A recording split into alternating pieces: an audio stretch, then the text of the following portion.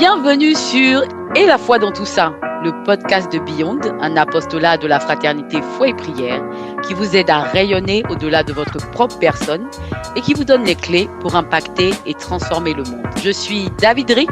Et moi, je suis The Huge et nous serons ensemble pour 45 minutes. C'est parti. Hello The Huge. Hello David Rick. Comment tu vas? Très bien. Bof, hein. Vraiment, je n'avais pas envie d'être sur cet épisode-là, mais bon, il vaut mieux être en service que de se servir. Donc, si je pense pas à moi, je suis là avec joie. Ça va. Alhamdoulilah. Dieu merci. Non, c'est bien que tu sois là et je pense que tu as dû faire la messe de la solennité de l'Annonciation et tu as bien entendu Marie qui nous redisait « Je suis la servante du Seigneur, qu'il me soit fait selon sa parole ». Donc, c'est non pas ma volonté, mais la volonté de Dieu. Exactement. Donc, on est là. Oui, on est là. Oui. Même si on n'a pas envie d'y être, même si on n'a pas envie de parler de ce sujet. Oui, franchement, on n'a pas envie. Moi, j'ai pas envie de parler de l'échec. On n'a pas envie, mais l'envie va venir. C'est comme l'appétit. On dit jamais non à un bon plat et on dit jamais non à un bon plat du Seigneur. Donc, sustentons-nous dans la gloire et la joie de Dieu. Amen. Amen. Alors, ce podcast qu'on n'a pas envie d'enregistrer. J'adore. Il fait écho à la dernière conférence qu'on a eue, donc je crois la 5e conférence dont le thème était renaître de ses cendres, comment se reconstruire après un échec et rebâtir la confiance. Tout un programme. Alors moi, j'ai envie de donner une bonne nouvelle à quelqu'un. Et à la rigueur, tu peux même t'arrêter après la bonne nouvelle.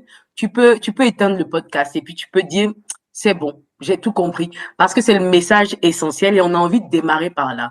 Ce message essentiel qui est l'échec n'est pas la fin de l'histoire. Ouh là là, oui. Ouh, je clappe des doigts, ça s'entend pas, mais je clappe des doigts. L'échec, c'est pas la fin de l'histoire. Et aujourd'hui, on a envie de donner ce message. Et vraiment, quand on priait pour préparer ce moment, on disait vraiment, Seigneur, que ce podcast-là, cet épisode, ce soit une source de guérison, de transformation, de restauration, de relèvement, vraiment pour chacune des personnes qui va l'écouter. Et on a envie de dérouler ce podcast-là, de donner cette bonne nouvelle de l'échec qui n'est pas la fin de l'histoire, en relisant ensemble l'histoire d'une personne dans la Bible qui s'appelle Moïse, qui a été 40 ans prince en Égypte, qui s'est exilé dans le désert 40 ans après un échec brutal, cuisant et fracassant, qui était sa tentative désespérée de libérer son peuple à travers un acte, j'ai envie de dire, complètement suicidaire, qui était de tuer un Égyptien en révolte à ce qu'il avait vu cet Égyptien faire à un de ses frères. Et pourtant, ça n'a pas été facile pour lui, parce que, comme tu l'as dit, à la base, c'était un échec, mais il est revenu. La remontada du Seigneur, c'est important d'en parler. Parce que pour que l'échec ne soit pas la fin de notre histoire, il faut que le Seigneur en soit le début.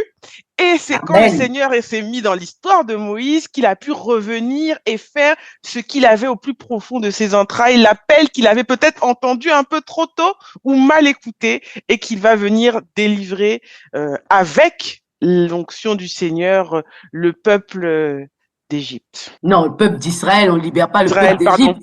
Pardon. Je t'ai dit que je voulais pas être là.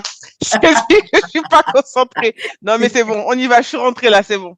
Non, mais super. Et j'aime voilà, c'est dit la remontada du Seigneur, quoi. Et c'est exactement ce qui se passe avec Moïse. Et j'aime les clins d'œil du Seigneur. J'aime le sens de l'humour du Seigneur. Parce que c'est là où il a échoué que Dieu le ramène pour réussir. Parce que Moïse s'est réveillé un jour en se disant, oh là là, mon peuple souffre et tout. Je vois, il y a quelqu'un qui est en train de taper un de mes frères, etc. Je vais prendre sa défense, etc. Donc, il y avait quelque chose, je pense quelque chose de Dieu, parce que au final, on le verra tout au long de ce podcast, que Dieu voulait libérer son peuple. Et donc, quelque part, il y a peut-être ça, en fait, ce désir qui a commencé à brûler, en fait, en Moïse. Sauf que voilà, il s'est un petit peu embrouillé, il a mis la charrue avant les bœufs, et puis il allait commettre l'irréparable, et puis après il est devenu persona non grata en Égypte, il avait sa tête mise à prix, il a dû fuir. Mais c'est là, à ce même endroit que le Seigneur le ramène pour véritablement faire sortir le peuple d'Égypte, non pas à la manière de Moïse, non pas à la manière des hommes, mais à la manière de Dieu.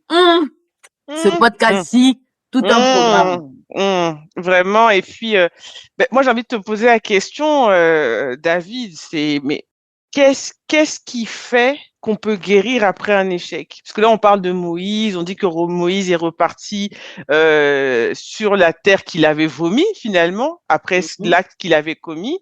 Mais qu'est-ce qui fait que Moïse peut repartir sur cette terre et qui ne regarde ni ce qu'il avait fait auparavant, qui ne regarde pas son échec et qui se dit, bon, Seigneur, je repars avec toi, comme beaucoup d'entre nous ne font pas. Dédicace à tous ceux qui ne le font pas. Voilà. Balle perdue. Mais grave, on va plus t'appeler de Huge, hein. On va t'appeler Mrs. Balle perdue. Écoute, pour répondre à ta question, je pense que la première chose, en fait, c'est pour accepter l'échec, pour guérir, pardon, de l'échec, il faut accepter. On peut pas guérir de ce qu'on nie. Si tu nies que tu as échoué, tu peux pas guérir, en fait. Tu n'as pas de problème. Mais si tu confesses, si tu reconnais que tu as un problème, si tu reconnais qu'à un moment donné, tu n'as pas été là où tu penses que tu aurais dû être, au niveau où tu penses que tu aurais dû être, à ce moment-là, comme tu n'es pas dans la négation, tu n'es pas dans le reniement, à ce moment-là, j'ai envie de dire que tu as déjà fait 50% du chemin. Ce qui est difficile, en fait, dans l'échec, c'est que l'échec, pourquoi souvent on nie l'échec? L'échec nous fait descendre brutalement de notre piédestal.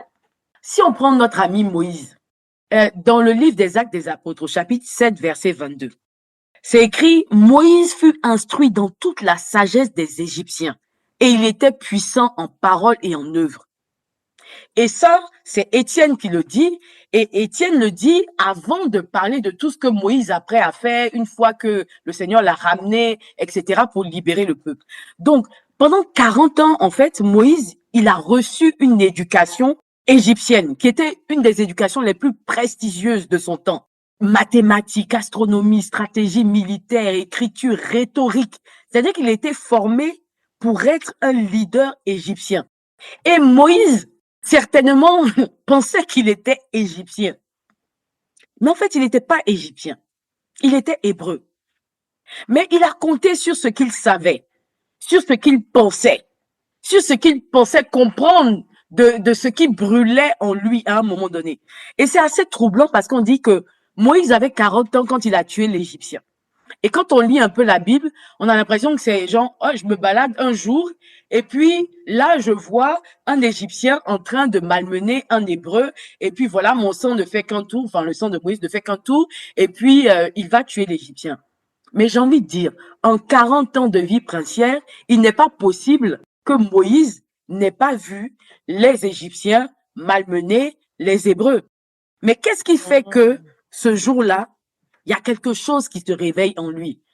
Et bon, alors là maintenant, je mets des, comment dirais-je, je mets des gros astérix et tout. Je vais commencer à faire une interprétation qui est la mienne, qui n'a rien de théologique. Mais quand j'entends ça, ou du moins quand je lis ça, je me dis, en fait, Moïse, à un moment donné, il croyait tellement qu'il était égyptien qu'il y a quelqu'un qui a dû lui rappeler, mon ami, tu n'es pas des nôtres. Et c'est là que son regard change et il se demande sûrement, mais c'est qui les nôtres en fait? C'est qui les miens? Et puis là, il croise, il y a cette situation-là. Mais ces situations-là, je pense qu'il les avait déjà vues avant, mais que sûrement ça lui passait un petit peu, voilà, au-dessus. Donc, il y a une prise de conscience à un moment donné qui arrive. Et il est incapable d'interpréter de la manière qu'il faut cette prise de conscience et malheureusement, il commet l'irréparable. Et en fait, tu vois, parfois on est tellement plein de nous-mêmes qu'on pense qu'on peut réussir sans Dieu.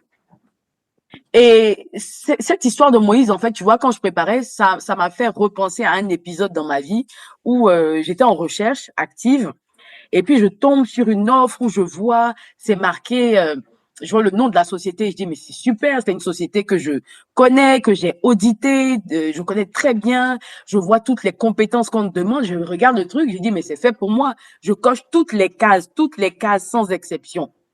Et je me rappelle que je partage ça avec une sœur. Et puis elle me dit, non, mais Raïssa, c'est OK, tu connais plein de choses, mais avant d'aller postuler là, faut demander à que ce soit Dieu qui soit ta réputation. Non, je me suis dit, mais qu'est-ce qu'elle raconte en fait, celle-là? Moi, je sais que ce job-là, il est fait pour moi, c'est écrit. Mais je sais même pas comment je vais dire, j'ai échoué d'une manière tellement fracassante. C'est-à-dire que j'ai envoyé mon CV, on m'a même pas rappelé.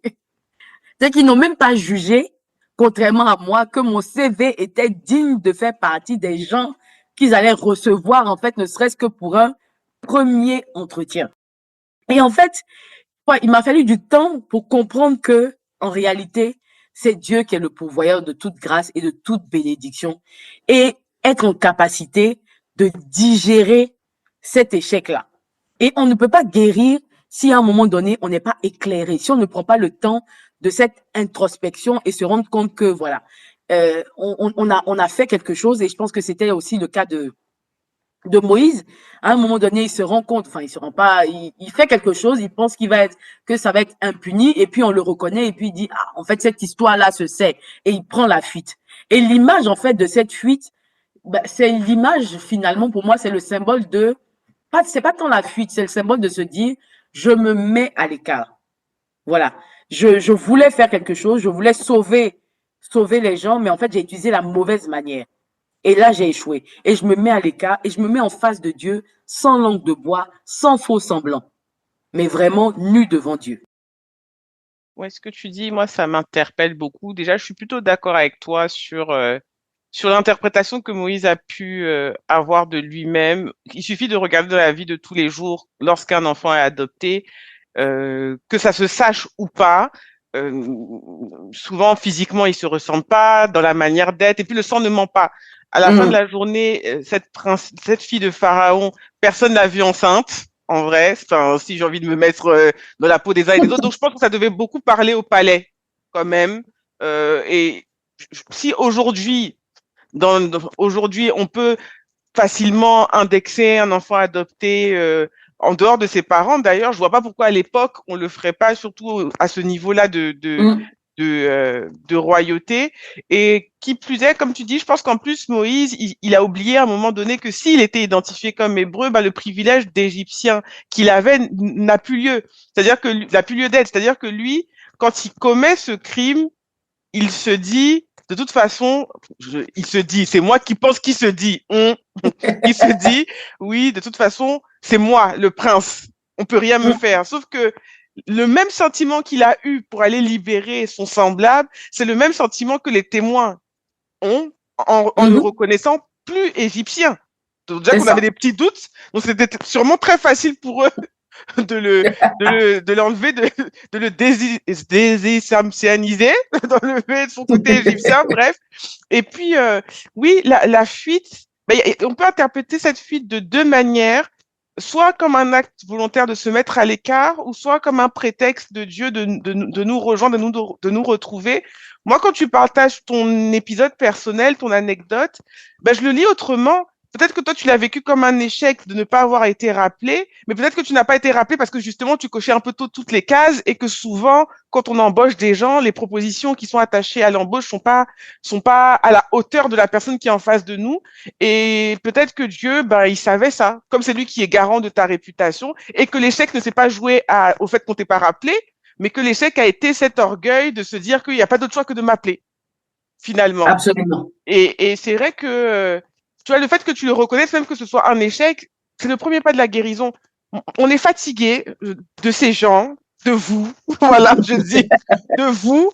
On est fatigué de vous qui aimez vous complaire dans l'échec.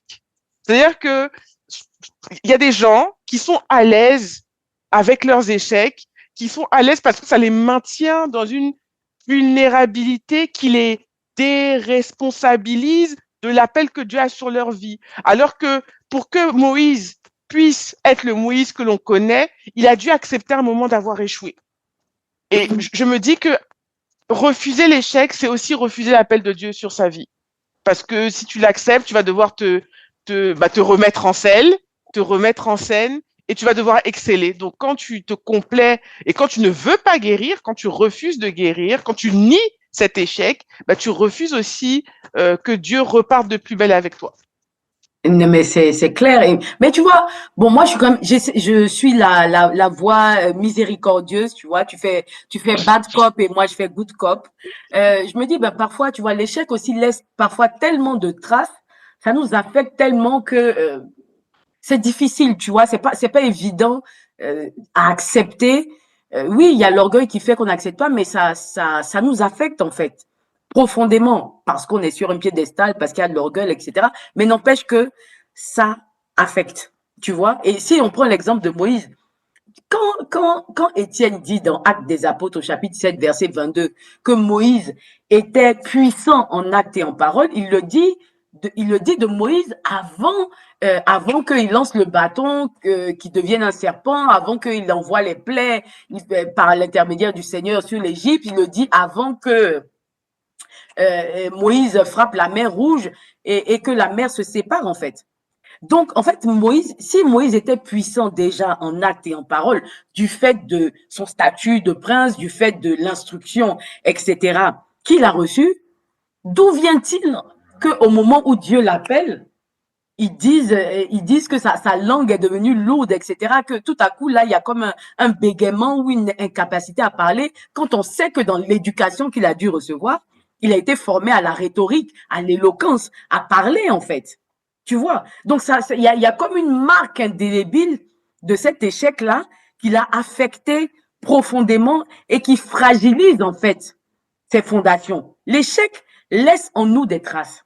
Mais la bonne nouvelle, c'est que ces traces, même indélébiles, ne peuvent pas nous empêcher de réussir à nouveau. Donc, j'ai envie de dire à quelqu'un, aussi blessé que tu as pu être à cause de ces circonstances, de cet échec, cette épreuve même, je pense que c'est aussi le cas pour une épreuve, que tu as vécu, aussi blessé que tu as pu être, mais quelque chose de bon encore sortir de toi. Et dis-toi même que Dieu a tellement le sens de l'humour que il est capable de prendre même là où ça fait mal, là, pour complètement transformer. Disons, te ramener en Égypte, pour te redonner la gloire, en fait, en Égypte, là où tu as été vomi.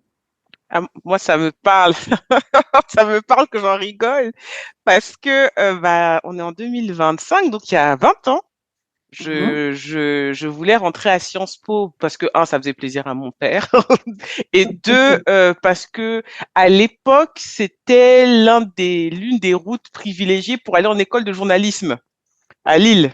mhm. Et c'est vraiment ce qui a fait que j'ai voulu rentrer. Parce que si c'était juste pour faire plaisir à mon père. Vraiment, j'aime beaucoup mon papa, mais sur l'école, on n'était pas toujours d'accord sur ce qu'il fallait faire ou pas. Et Dieu merci, j'avais réussi, grâce à ma mère aussi, à faire un peu ce que je voulais moi.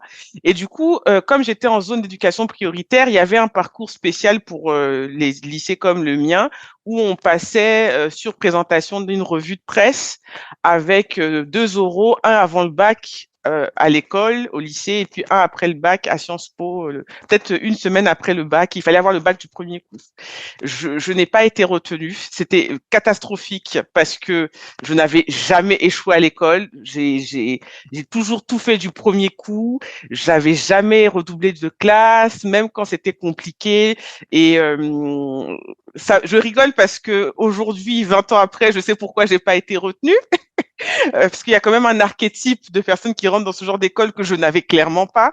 En plus, à l'époque, mon dossier de revue de presse, c'était quand il y avait eu les, euh, les événements à l'Hôtel Ivoire en 2004. En novembre 2004, et le sujet de mon dossier, c'était le traitement, l'ingérence des médias français dans le Mhm. traitement du conflit ivoirien. Donc, je te laisse donner la tonalité du genre de choses que je pouvais préparer. Donc, ça a été catastrophique au La fille point qui n'a où, pas peur.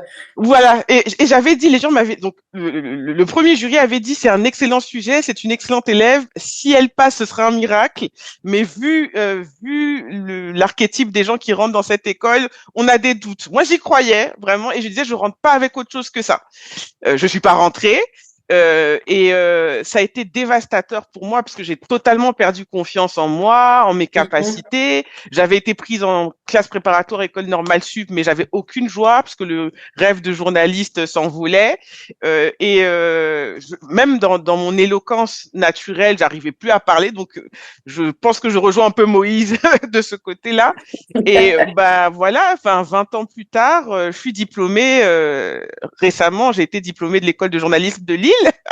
Et tout ce qui m'avait été, tout ce pourquoi j'avais échoué il y a 20 ans, donc ce côté un peu rentre dedans, très franche, voilà, très pas du tout diplomate, bah c'est ce qui m'a distinguée à l'école, quoi.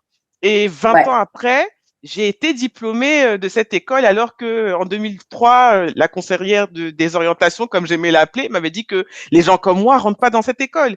Donc oui, effectivement, Dieu nous ramène, quel que soit le temps que ça prend, il nous rappelle sur nos lieux d'échecs, cuisants parfois, pour pouvoir en tirer le meilleur de nous, surtout si ça rentre dans le plan parfait qu'il a prévu pour nous, quoi. Oui, c'est ça. Il y a une sorte de, faut exorciser, j'ai presque envie de dire exorciser le mal par le mal. C'est-à-dire revenir à l'endroit là, voilà, qui est devenu maudit quelque part parce que il y a eu un échec, ça a eu un impact négatif, etc. Et puis, ben, c'est là-bas que je vais aller redorer ton blason. C'est là-bas que je vais aller te relever. C'est là-bas que je vais aller te transformer. C'est là-bas que je vais aller te donner un nom et une réputation. Je veux dire que quand Moïse, il se retrouve devant Pharaon, et qui dit à Pharaon qu'il faut libérer le peuple que Pharaon ne veut pas et qui commence à faire tous ces signes-là, il lance le bâton devient un serpent, etc. Je veux dire, c'est un autre level, quoi. C'est là où vraiment le Seigneur est extraordinaire. Et c'est là où il faut vraiment prendre de la distance entre l'échec et puis ce qu'on est, notre identité. Et bien trop souvent, on a tendance à faire une sorte de confusion entre les deux, on les fusionne et on dit, voilà, l'échec, ça devient mon identité. Parce que j'ai échoué, pourtant on ne dit pas je suis un échec, on dit j'ai échoué. Mais pourquoi tu dis j'ai échoué? Et quand tu dis j'ai échoué dans ton esprit, en fait, tu penses je suis un échec. L'échec, c'est un événement, c'est pas une identité. Que quelqu'un retienne ça. L'échec, c'est un événement, c'est pas une identité.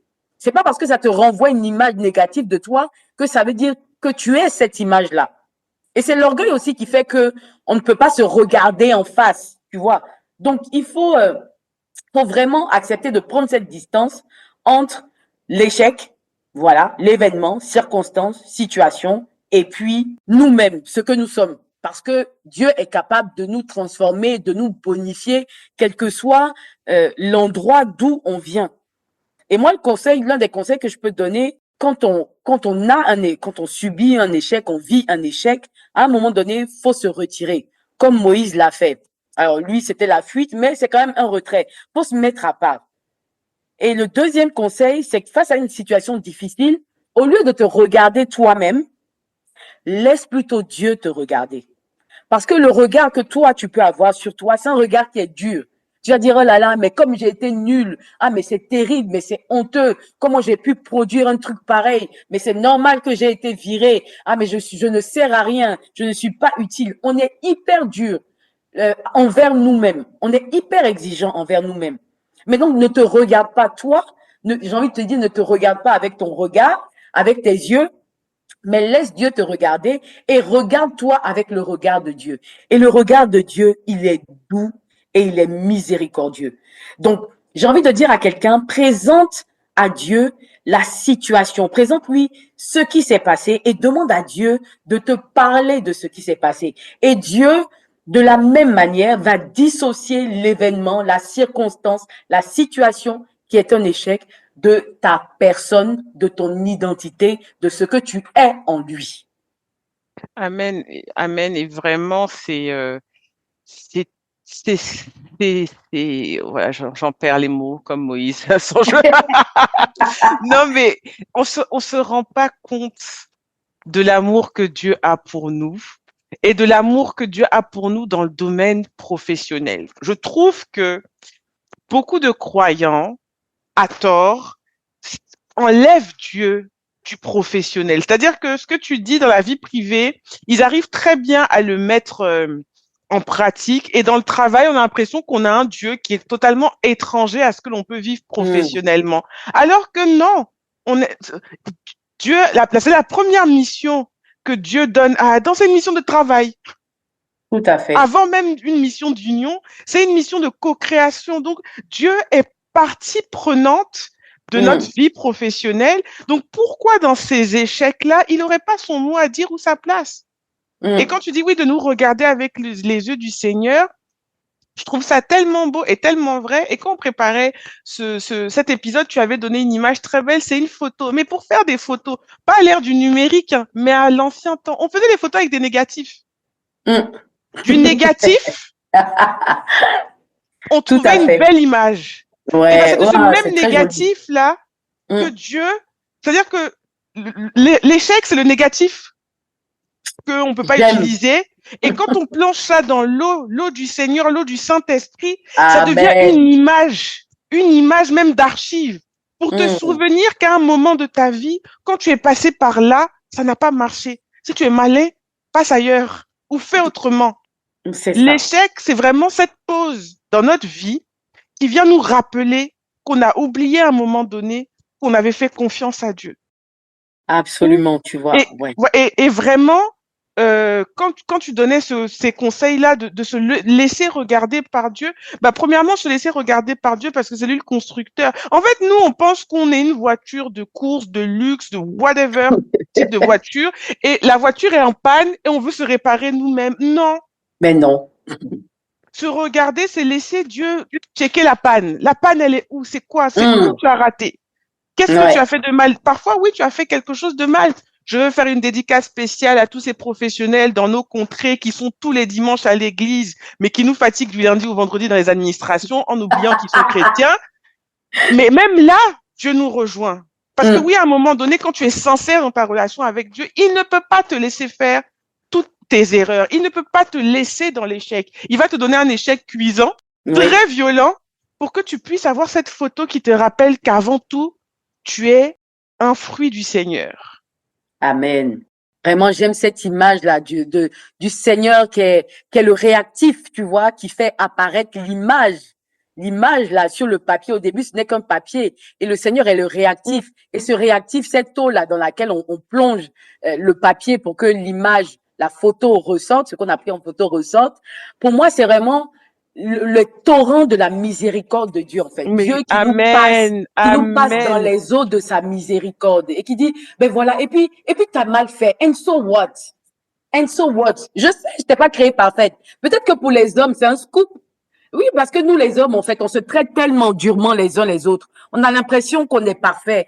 On a l'impression, moi, je connais quelqu'un qui va peut-être se reconnaître, qui me dit, oui, moi, quand quelqu'un me fait quelque chose, je classe la personne. Je dis, oui, parce que toi, tu es tellement parfait, tu fais rien pour qu'on te classe aussi. Toi, tout ce que tu as fait, où on aurait pu te classer, où on t'a pas classé. Classer, expression pour dire qu'on t'a mis à part et que tu deviens persona non grata et on s'occupe plus de toi. Mais non, à chaque fois, Dieu nous fait passer dans l'eau, dans les torrents de sa miséricorde pour nous laver. Et vraiment, je veux inviter quelqu'un. Tu as un échec, mets-toi, va à part. Moi, je suis partie, j'ai pris 4 jours de retraite il y a pas très longtemps et j'ai économisé, je pense, des milliers d'euros de psychanalyse parce que j'étais en permanence devant le Saint-Sacrement qui était exposé dans ce monastère des Bénédictines dans les Yvelines. Et en fait, le Seigneur m'a mis, j'étais nue devant le Seigneur. Et il faut pas avoir peur d'être nu devant le Seigneur. Parce que le regard du Seigneur, c'est un regard de miséricorde, c'est pas un regard de jugement. Et nu devant lui, il a décortiqué tous les sentiments de mon cœur. Et il allait remettre à la surface tout ce qui était mauvais. Puis ça tombait bien, on allait bientôt rentrer dans le carême, etc. Et donc, du coup, j'ai eu ma feuille de route, voilà, pour le carême, sur tout ce que je devais travailler en moi, l'envie, l'orgueil, etc., les besoins de reconnaissance, de validation, tout. Voilà. Quand on se met en vérité devant le Seigneur, c'est-à-dire que la vérité que tu dis de ta situation, ben, va aussi la déposer en fait devant le Seigneur. Regarde Seigneur, j'ai essayé, je n'y suis pas arrivé. Et c'est le Seigneur qui va te nettoyer, te restaurer et puis te dire mais pourquoi ça n'a pas fonctionné? Voilà là où tu as péché en réalité. Voilà ce qui te manquait, etc. Et c'est vraiment tu vois, il s'agit pas d'aller s'auto-flageller. Il s'agit de prendre du recul et puis de repérer ce qui n'a pas fonctionné. Et c'est avec le regard de Dieu qu'on voit. Sinon, avec notre propre regard, on va rester en surface, en superficie, en disant oui, mais ça c'est parce que telle personne n'avait pas de, voilà, c'est parce que j'ai demandé telle chose, personne, c'est parce qu'on m'a jamais fait confiance, c'est parce que ceci, c'est parce que cela, machin, etc. Et on va se perdre dans des fausses raisons. Alors que si on se laisse passer au crible, au tamis de Dieu, à la miséricorde de Dieu, à ce moment-là, le Seigneur, il vient nous refaire. Donc, je le redis encore à quelqu'un au cas où il n'aurait pas compris, l'échec, c'est un événement, ce n'est pas une identité. Tu n'as pas à personnifier une circonstance. Mais tu sais, David Rick, ce que tu dis, ça me fait rire. Bon, je vais sortir un truc au risque de me faire tirer dessus, mais c'est pas grave. Moi, j'accepte et mon cœur reste ouvert. Mais je trouve que c'est beaucoup À plus savoir si facile. les autres vont accepter. Ça, c'est vrai. Ça, c'est pas. Mais je trouve que c'est tellement facile de se mettre à nu devant des inconnus, dans tous les sens du terme, d'ailleurs, que de se mettre à nu devant Dieu. C'est-à-dire que on peut se mettre à nu devant des gens qui ne nous connaissent pas, qui ne savent pas qui on est, qui s'en fichent de nous, que ce soit professionnellement ou pas. Hein. Ça arrive que des gens soient très bavards concernant leur intimité au travail, parce que comme tu dis, ça permet de montrer un certain nombre de choses. Mais celui qui te connaît bien avant de t'avoir mis dans le sein de ta mère, lui, tu fais la timide, tu fais la prude, oh non, tu te caches, t'as pas envie qu'il voit tes vomis. Mais tes vomissures, il les connaît. Il les connaît déjà, Il voilà. les connaît déjà. Tu te caches de lui, c'est pour rien, parce qu'il n'y a pas un endroit où tu te caches où il n'est pas. Et avant même que tu cherches à te cacher, il savait que tu allais te cacher. Et on se rend pas... Piégé dans tous les sens. Mais oui, et la nudité, c'est la liberté. La nudité dans le Seigneur, c'est la liberté.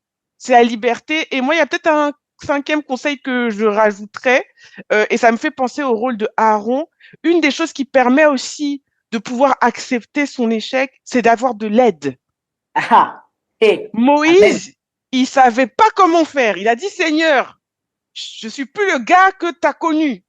Je bégayais un peu. Déjà, Pharaon, quand c'était mon parent, on se parlait peut-être pas trop. Maintenant que c'est mon ennemi et que je bégais et que je suis plus le beau gosse égyptien que je pensais être, comment je vais faire? Il a mis quelqu'un à ses côtés. Amen. Un échec seul, c'est un échec qui a vocation à durer. On peut aussi avoir besoin d'aide. Quand on a fini toute cette partie d'introspection, de mise à l'écart, de face à face avec le Seigneur, je suis seul, mon combat, c'est mon combat et personne ne peut m'aider. C'est un mensonge. Il y a toujours un Aaron qui est là pour pouvoir nous être le miroir de ce que on doit être pour Dieu, d'être ce miroir identitaire. Cherche-le. Amen. Et le fait Amen. de se renfermer sur soi, ça nous empêche de donner la possibilité à l'autre d'être ce Aaron dans notre vie. Amen. Vraiment, comme on dit chez moi, je d'accorise, je valide fort. Et tu vois, pendant que tu disais ça, je suis repartie un peu dans mes souvenirs, tu vois, dans une histoire. Parfois, il y a des gens qui disent un mot, une phrase, voilà. En fait, ça te relève. Et il faut être hyper attentif. Et moi, je me rappelle d'une époque, et ça me fait rigoler, parce que je pense que personne ne va me croire, mais c'est la vérité. Dans ma jeunesse, j'étais plutôt timide. Je te crois déjà pas, pour info. Voilà. Personne ne me croit quand je dis ça, mais pourtant, c'est vrai.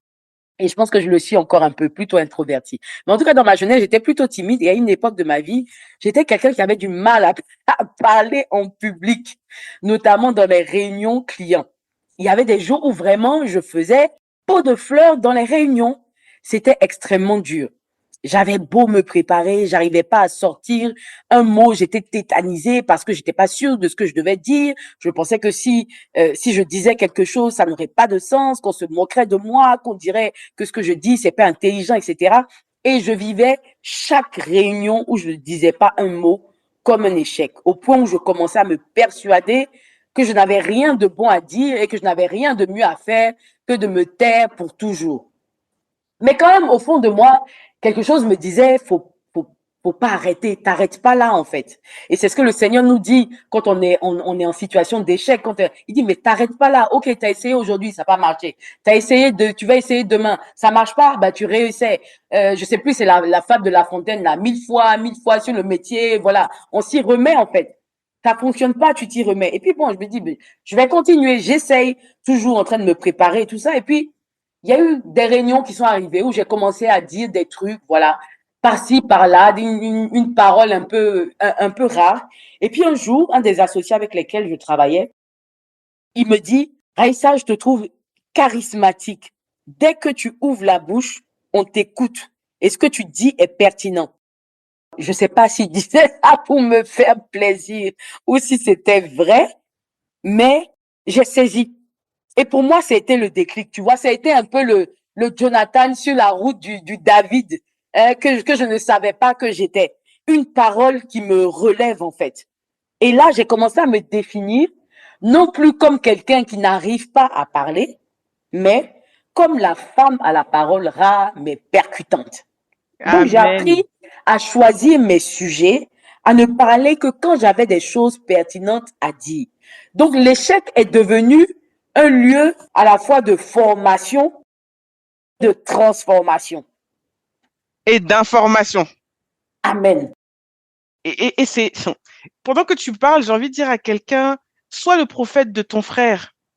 Amen. Dans le monde du travail, alors c'est facile d'aller dire à quelqu'un, j'ai eu à cœur, surtout nous les charismatiques, j'ai eu à cœur quelque chose pour toi quand il s'agit de sa vie, euh, de, de tous les aspects de sa vie, mais sans rentrer dans le cadre professionnel. Mais soyons des chrétiens et des chrétiens charismatiques, même au travail. On ne sait pas la parole libératrice qu'on peut avoir dans la vie de quelqu'un et dans l'échec de quelqu'un. Ce monsieur n'aurait pas dit Amen. ce qu'il a dit, tu n'aurais peut-être pas eu le déclic. Tu l'aurais eu C'est autrement ou clair. tu l'aurais eu dans 40 ans. On avait Mm. des choses à faire. On est là, on a On des avait un choses. podcast, Mais donc oui, on peut pas attendre 40 quand ans. même. On est là, on a des choses intérieurement pour des collègues, pour des collaborateurs, et parce qu'on est sur le lieu de travail, on estime que la foi est de la sphère privée. Je suis ma foi. Amen. Moi, je suis ma foi. Donc, je la suis d'être et je la suis de suivre. Et vraiment, quand le lieu me le permet, surtout dans un pays où je suis en Côte d'Ivoire, où c'est légèrement plus facile qu'en France d'être un chrétien à temps plein ou d'être un croyant à temps plein, n'hésitons pas à dire la parole qui peut déverrouiller la vie de quelqu'un. On est souvent Beyond, c'est pour les cadres et les professionnels, donc on est un peu des deux ou on est l'un ou l'autre. N'ayons pas peur, surtout quand on est manager, de dire la phrase qui peut débloquer l'échec de quelqu'un. Oui, il faut être performant. Oui, il faut avoir des rendements. Mais nous sommes aussi et autant responsables des échecs des gens qui sont sous notre responsabilité lorsque nous ne faisons pas ce rôle de Dieu. Parce que Mm. oui, nous sommes de Dieu, nous sommes Dieu dans la vie Oui, des uns et des autres. Donc, c'est aussi notre rôle d'avoir un regard miséricordieux, sans oublier la fermeté. Dieu était ferme. Jésus, des fois, il mettait des petites punchlines qui font mal au cœur dans la vie des uns et des autres. mm. Parce que Non, c'est mais c'est aussi clair. par nous que l'échec peut être juste une image et non une histoire en entier. Je dis un grand Amen, tu vois. Et euh, pour Moïse, cette personne, finalement, ça a été Dieu, tu vois. Le buisson ardent, il se retrouve là, en plein milieu de son désert, devant un buisson, pardon, qui brûle, mais qui ne se consume pas. Et à partir de ce moment-là, tout va basculer. Comme moi, je le racontais tout à l'heure, à partir du moment où cette personne a dit ça, tout a basculé, en fait. Mm, Et c'est mm, là, mm. et moi, je trouve ça extraordinaire, d'autant plus, tu vois, pour Moïse, c'est qu'à ce moment-là, il comprend qu'il va accomplir la mission qui brûlait déjà dans son cœur, non pas à sa manière, mais à la manière de Dieu. Et au tout début du podcast, je disais qu'en fait, que euh, Moïse avait été formé pour être un leader égyptien. Et c'est quand Moïse rencontre le buisson ardent, rencontre Dieu, quand il a cette parole salvatrice, quand le buisson brûle sans se consumer et que Dieu lui dit, je suis, il passe de leader égyptien à leader divin. Ça veut dire que Amen. l'épreuve là, elle est là pour te transformer, elle est là pour te faire passer à une autre étape. Moïse a changé de maître. Son maître, ce n'était plus Pharaon. Sa sagesse, c'était plus la sagesse égyptienne. Son instruction, c'était plus l'instruction égyptienne. Sa sagesse, maintenant, était sagesse divine. Sa puissance, Amen. c'était plus son statut de fils, de petit-fils de Pharaon, puisqu'il était le fils adoptif de la fille de Pharaon. Il a changé de statut et il change de posture. Voilà, son statut, ce n'est plus fils de Pharaon, mais il devient prophète de Dieu. Amen. L'échec est venu là pour réveiller quelque chose qui avait été déjà déposé en lui. Si tu remontes bien dans l'histoire de Moïse, Au moment où Pharaon décide de tuer tous les enfants mâles, c'est le seul qui est sauvé. Donc déjà, dès le commencement de son histoire, il y avait une destination et une destinée. Donc depuis le début, avant même le sein de sa mère, quelque chose, et sa mère, femme extraordinaire, voyait ça. Parce que comme dans la Bible, on dit, elle a vu son fils, elle a trouvé qu'il était trop beau et elle a décidé de le sauver. Non, c'est pas la beauté, c'est pas les beaux yeux ou les beaux cheveux ou sa petite bouille avec ses grosses joues là qui ont ému sa mère. C'est que la mère, elle a vu le potentiel, elle a vu le projet, elle a vu loin. C'est pour ça que elle prend ce risque d'emmailloter l'enfant, de fabriquer un truc en osier et le déposer dans, comment on dit ça, sur le fleuve, sur le Nil, et elle envoie sa fille se poster pour regarder au moment où la fille de Pharaon sort pour sa promenade, etc. Il n'y avait pas de hasard. Tout ça était calculé. Et c'est ce que le buisson ardent vient lui révéler. Et donc, dans ce qu'il pensait être un échec, il y a une transformation totale. Et quand je disais, il change de posture, avant, il avait une posture arrogante à cause de son statut de prince. Sinon, comment il aurait osé tuer un Égyptien? Et là, il devient un leader puissant et humble. Humble, parce que pour parler, il a besoin de quelqu'un pour parler. C'est Aaron. Ce n'est même pas lui qui parle. Que Dieu a mis à ses côtés pour l'aider. Et puis Dieu lui donne le bâton, qui est la puissance même de Dieu et la confirmation de la présence de Dieu avec lui.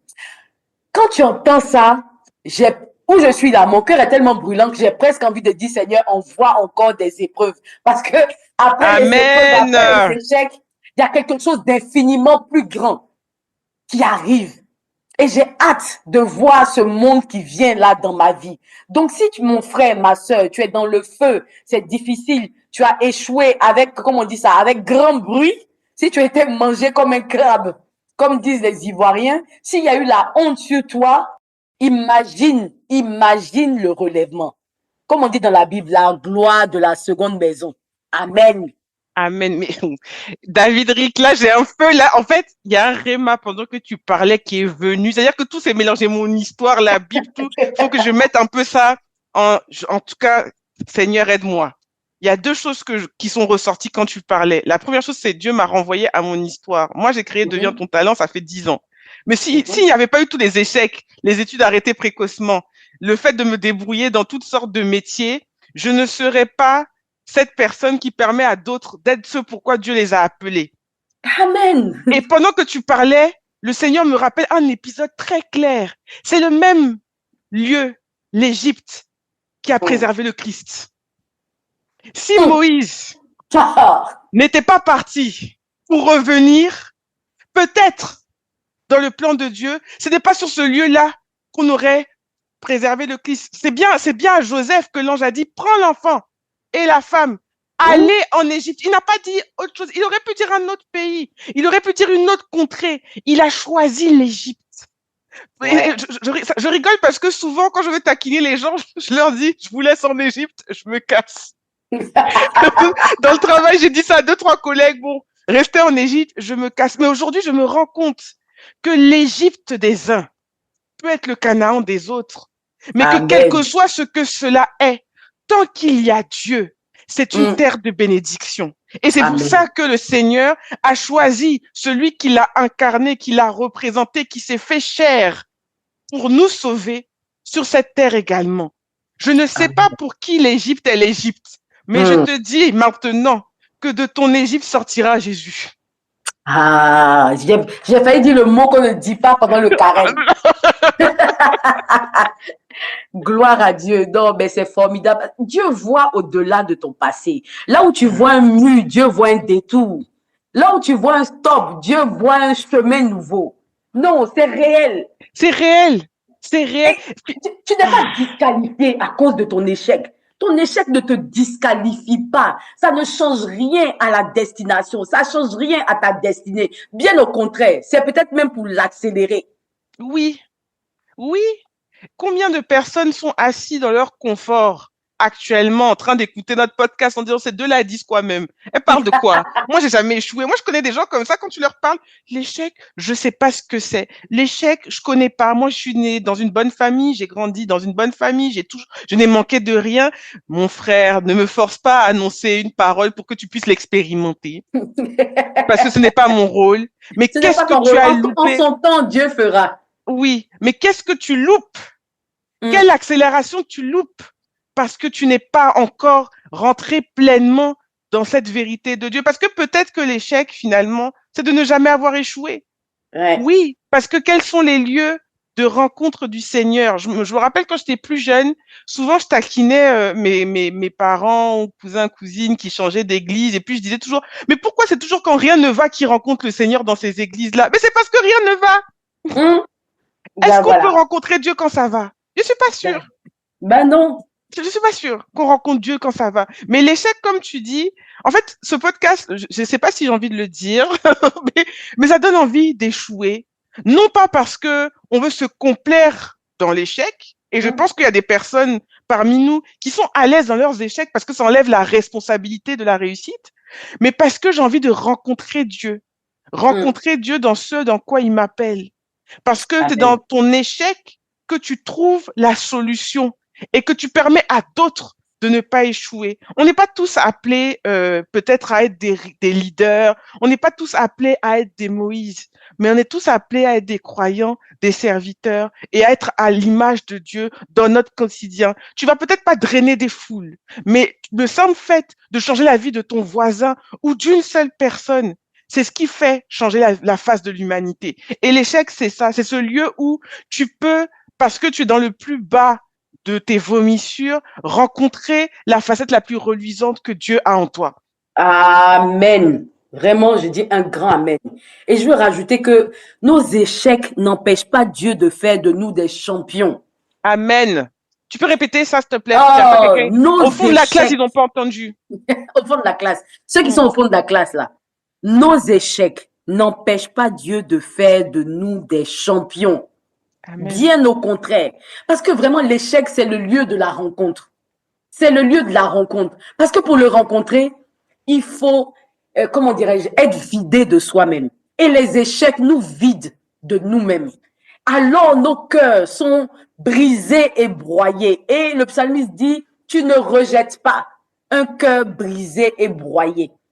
Et c'est dans ce cœur-là, dans cette attitude, quand on n'a plus cette espèce d'orgueil et de supériorité, où on confesse qu'on est tout petit et fragile, c'est là que Dieu vient faire, comme l'a dit Saint Paul, quand je suis faible, c'est alors que je suis fort, parce que ta puissance vient se déployer dans ma faiblesse. Dieu ne va pas effacer l'échec, mais il va le rediriger. Et il va lui donner il va en faire, comment dirais-je, une propulsion. Il va en faire un propulseur. Je ne sais pas si vous voyez l'image, quand les fusées doivent décoller. C'est-à-dire, il faut une force, il faut une puissance pour arriver à faire décoller la fusée, pour la propulser dans les airs, pour qu'elle aille à la vitesse de je ne sais quoi, je ne suis pas une experte, machin, mais il faut une puissance. Et l'échec est cette puissance qui permet à Dieu de nous propulser.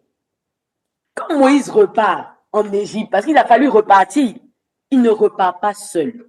Cette fois, il repart avec Dieu, avec l'assurance que c'est Dieu qui le guide. Amen. Amen. Et il repart avec une famille. Je ne sais pas pourquoi j'ai envie. Il repart pas seul. Moïse repart marié. Avec une famille, il repart avec quelqu'un. Vraiment, je ne sais pas pourquoi je ressens de dire ça, mais il y a des personnes qui pensent que souvent dans leur ascension ou dans leur élévation professionnelle, l'autre est un frein. C'est peut-être le fait que tu n'aies pas d'autre qui te freine, mon frère ou ma sœur. Je suis concentrée sur ma carrière, mon combat. Moi, d'abord, mon travail, les autres ensuite. Peut-être que la promotion qui te manque est due au fait qu'il n'y a pas cet autre. Oui, mais il n'y a pas l'aide. Il n'y a pas l'aide. On a tous besoin d'aide. Oui. Tu n'as pas d'aide à tes côtés. Comment tu fais? C'est peut-être là ton échec, parce que depuis, on parle, tu ne te retrouves pas dans ce qu'on dit. Parce que tu as tout fait bien, tu es comme celui qui voulait suivre le Christ, tu as déjà tout fait, tu as déjà échoué, tu as regardé le Seigneur, mais depuis, il y a un domaine où ça pêche, peut-être qu'il te manque l'aide.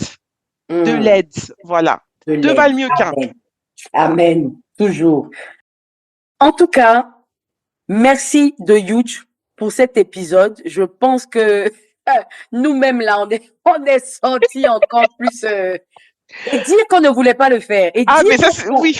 qu'on se sentait pas de le faire, que voilà, on traversait On n'avait des rien à périodes dire. un peu compliquées, qu'on n'avait rien à dire.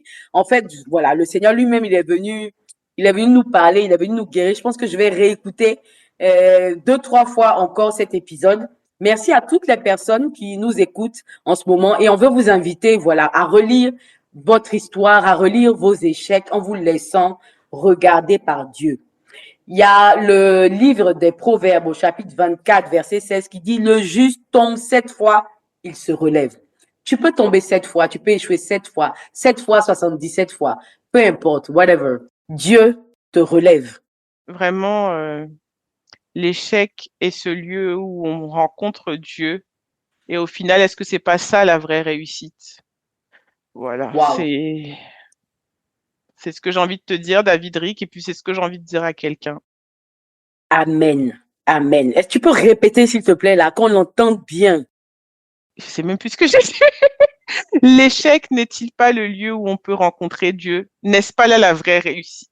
Amen. N'est-ce pas là la vraie réussite? Et à ce que tu dis, je veux rajouter que l'échec va t'apprendre ce que le succès ne t'aura jamais enseigné. Amen. Amen. Vraiment, soyez tous bénis. Que Dieu vous garde, qu'il vous remplisse de sagesse, qu'il vous remplisse de sa présence. Que cet épisode soit pour vous une consolation, une transformation, une restauration et un relèvement. Et je vous dis à très bientôt pour un prochain épisode. Bye bye.